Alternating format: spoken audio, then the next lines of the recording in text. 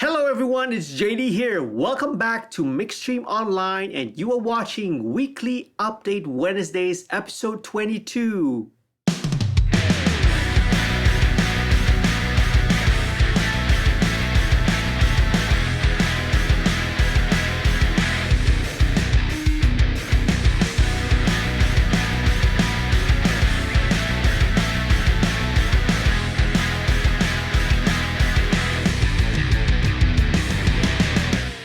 First things first, let me get this out of the way. Apologies, this week's video is a day late. By the time this video is released, this is already Thursday. Okay, so I've been incredibly busy. Tied up with not only the direct access music production workshop, which takes up all the time during the weekends, but also incredibly busy with quite a number of projects right here in the studio. Okay, so well, you know, it's a good problem to have, and I try my best anyway to try to put these videos out for you. Okay, as is customary, a warm welcome to all the new viewers and a big thank you and a shout out to all the patrons who help to support the channel financially. All right, thank you very much. If you're new here, if you're first time to this channel, please head on down and click on the subscribe button and click on the notification bell as well so that you'll be updated every time I upload a brand new video. Okay, sign up for the email list, head on to bit.ly/mixstreamonline. Right, if you sign up, you get to download a bunch of free stuff. Okay, for example, my personal snare drum sample libraries and also my reverb IR library as well.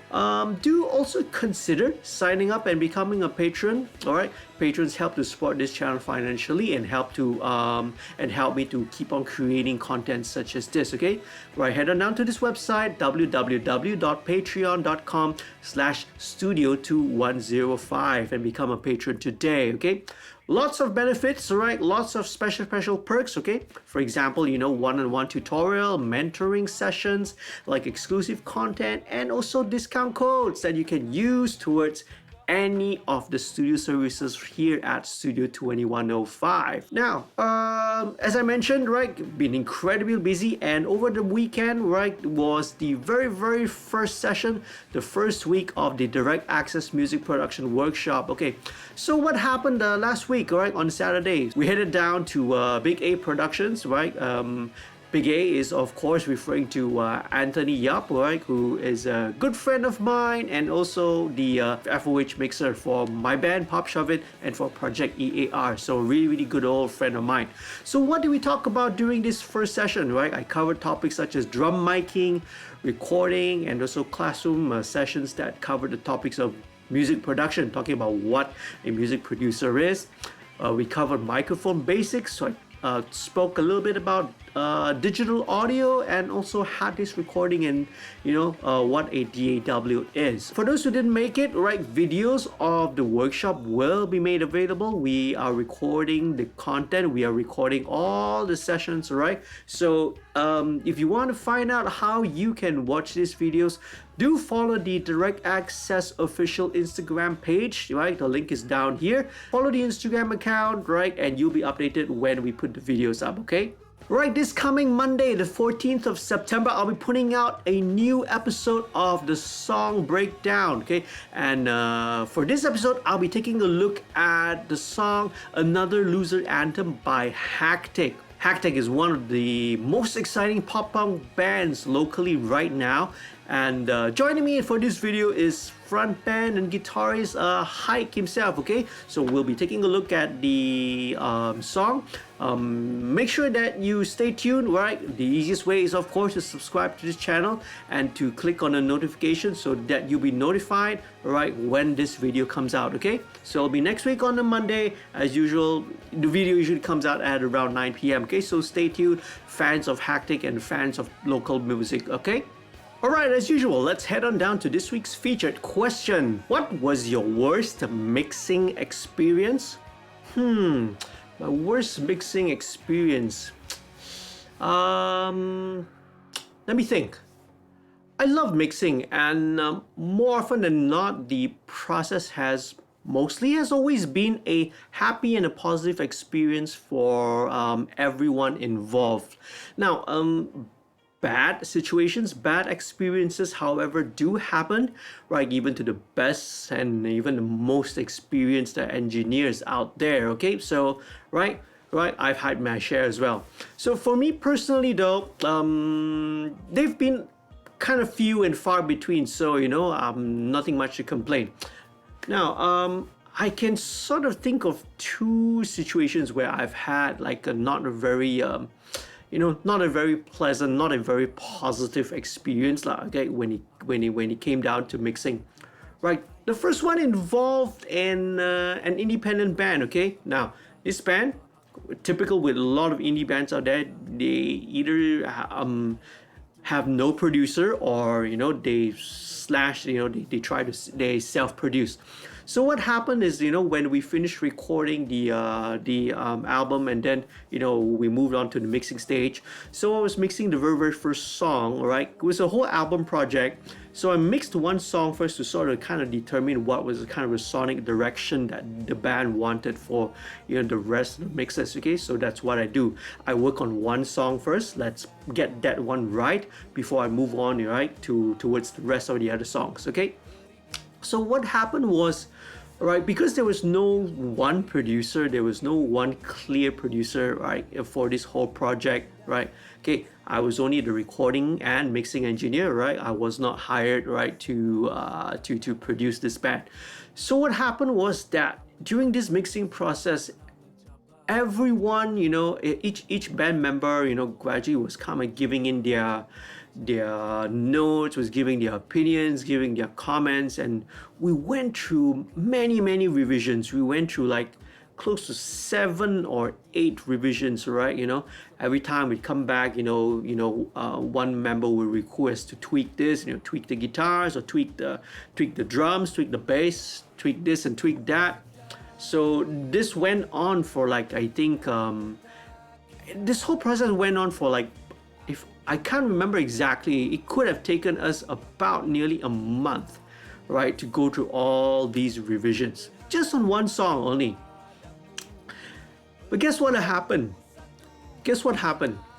Okay, one day, right, at the end of it, I pulled up the original mix, the very first version of the mix which I did. I played it for the band, and guess what? In the end, that turned out to be the mix that they chose. So after going through so many revisions, in the end we went back to the very first version. That turned out to be the best one. Okay, so now I'm not trying to sort of brag in this case, right? In for this situation, I'm not trying to kind of brag, but this is again, a problem when you don't have a producer, when you don't have a clear direction, where everybody kind of chips in their ideas and their opinions. You go around in circles and circles and circles. Sometimes, you don't really have a choice. You just have to kind of step in, even though you're not a producer, you kind of have to step in, right? Put your foot down and say, hey, let's take a step back, all right? Let's go back and look at what we had originally, what I did. So in this case, right, I went back to the very first mix, and that was the mix they went for. Okay, now another extreme, right? Another incident which is kind of pretty fresh in my memory now.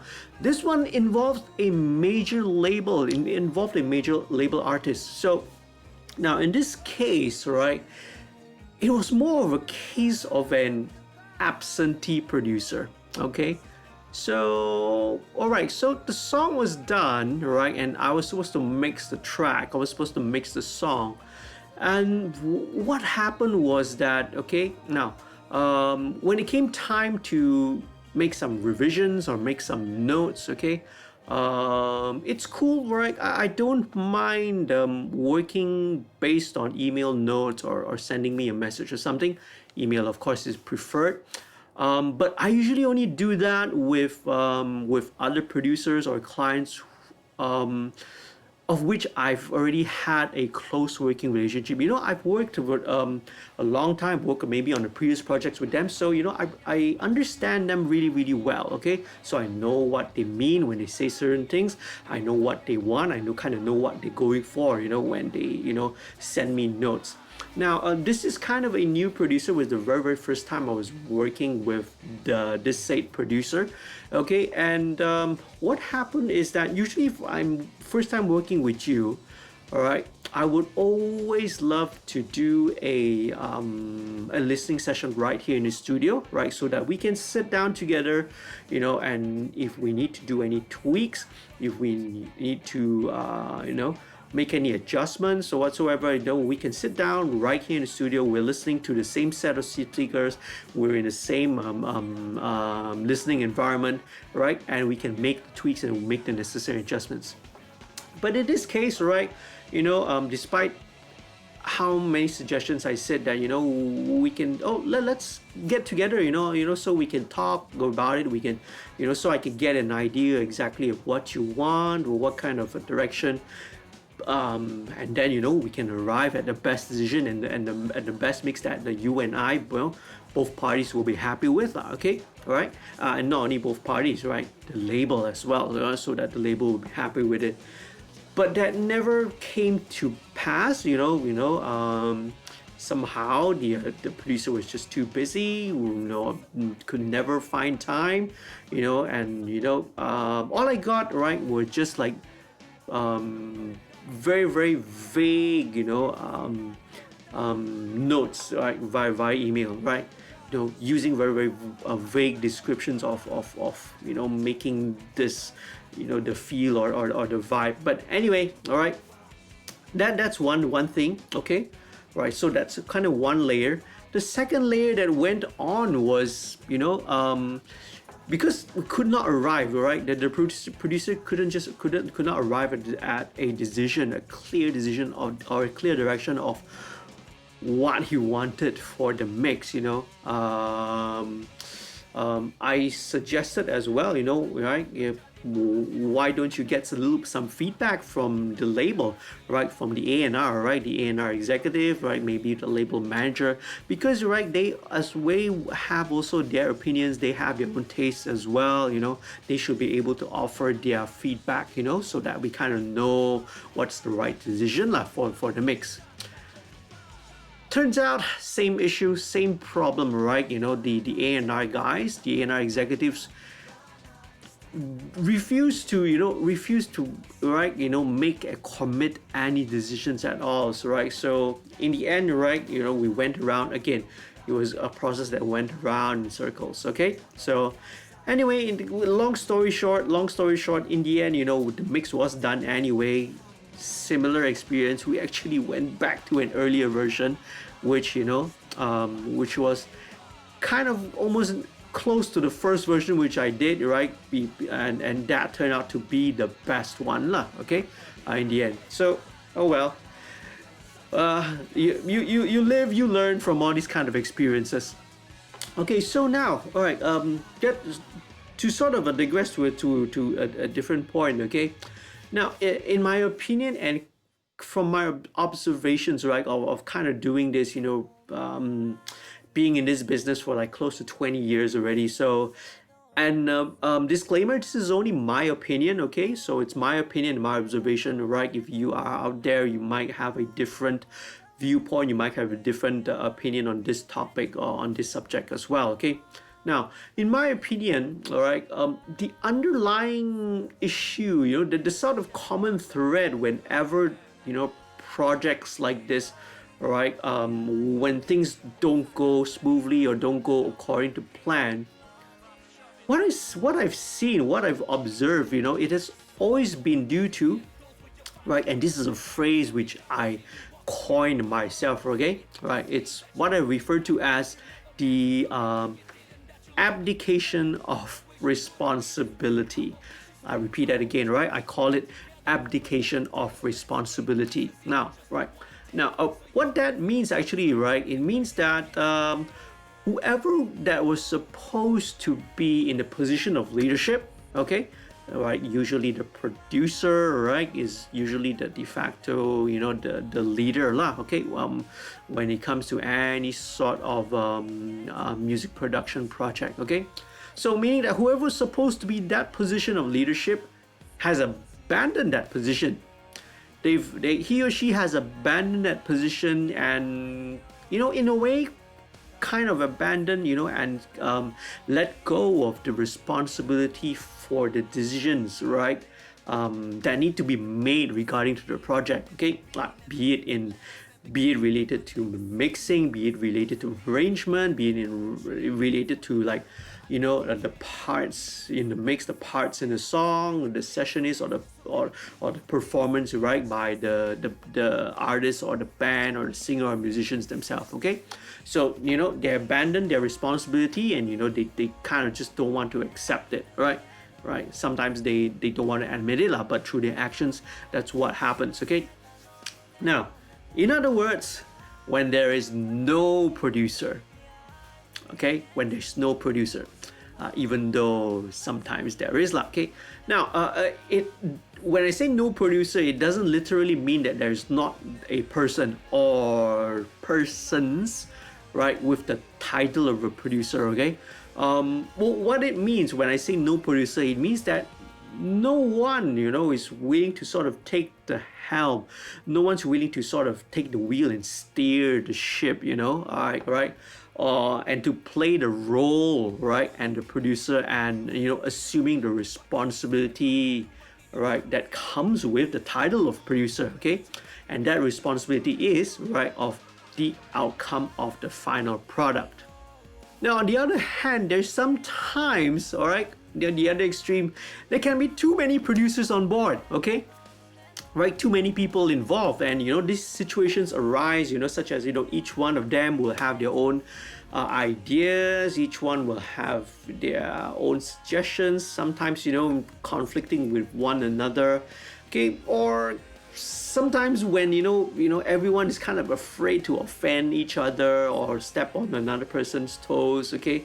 So there's also this kind of situation as well, okay? Now, great music and a lot of the favorite pieces or the favorite songs, the favorite productions that we love, okay, right, and the decisions that are needed to be taken, right, to create these great pieces of work, right, it's almost never made by committee, okay, right. What I mean by that, right, is like it's not a like a democracy, it needs to be a little bit of a dictatorship, okay? Okay, right, so there needs to always be a clear leader, right? There needs to be a clear leader, someone who is willing to not just only kind of call the shots, right, but also be willing to make the hard choices, the tough choices, right, and to accept that whether the success or the failure of the song, of the project, lies entirely in their hands. Okay, right, so I'll take this opportunity because I want to sort of bring this back, right, to what has been going on with the direct access music production workshop, right? Because this is actually one of the main lessons and one of the key topics of that I teach during the workshop, okay?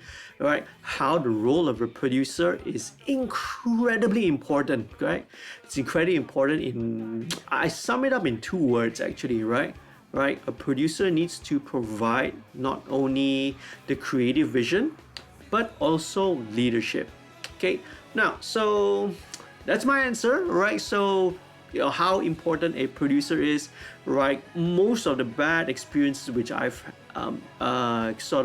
encountered is often always traced to this kind of fundamental issue lah, right? There's no producer, okay? No one's taking the lead, no one is making the choices, no one is leading in, right? Sometimes I have to step in. Sometimes even though I'm not if I'm not the hired producer, right? Even though I'm not paid, right, to produce.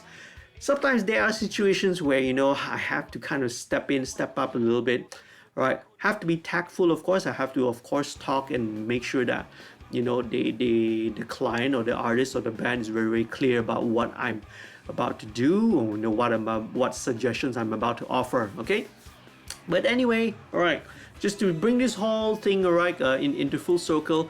Right, for those of you who did not manage to sign up, all right, for the workshop, all right, you are gonna be able, all right, to watch all the videos of the sessions. So best way is to subscribe, stay tuned, click on the notification, right?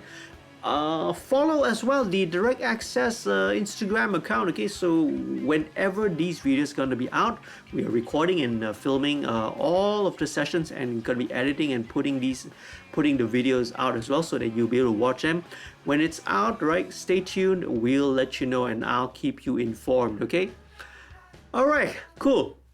So there's that. Okay, this brings us to the end of this week's video.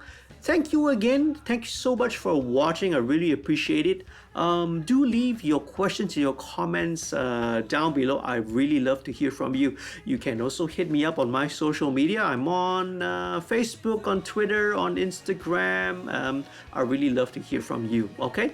If you found this video informative, do leave a like. All right. Please share this with your friends, okay? Especially, right, those of you who are thinking of getting into music production, you are thinking of, right, being a producer, okay? It's not just about creating the music. It's not just about being creative. A big part of being a producer as well, right, is fulfilling the role of a leader, okay? It's fulfilling the role of a leader, taking a leadership role, okay? In managing the team, in managing the band, managing the artists, okay, and dealing with many other people that may be involved in the project. Okay, once again, I would really appreciate it. All right, if you haven't done so, do click on the subscribe button, okay, and also click on the notification bell. Okay. Consider signing up to become a patron. Once again, the website is www.patreon.com/studio2105. Sign up to be a patron, okay, and enjoy lots of special perks and benefits, okay? Right, do check out the rest of the videos that I have on my channel. And before I say goodbye, a quick reminder again for all of you out there, okay, wherever you may be watching, stay safe, stay happy, stay healthy, take care of yourself, take care of your personal hygiene, and practice your social distancing, okay? I'll see you real soon, okay, in the next video. To all the participants and students of the Direct Access Music Production Workshop, I'll see you again, right, this weekend, this Saturday for week 2. Okay, we're going to be moving on to bass recording next, okay, plus other topics as well, okay? I'll see you guys again. Stay safe. Happy recording and mixing. Bye.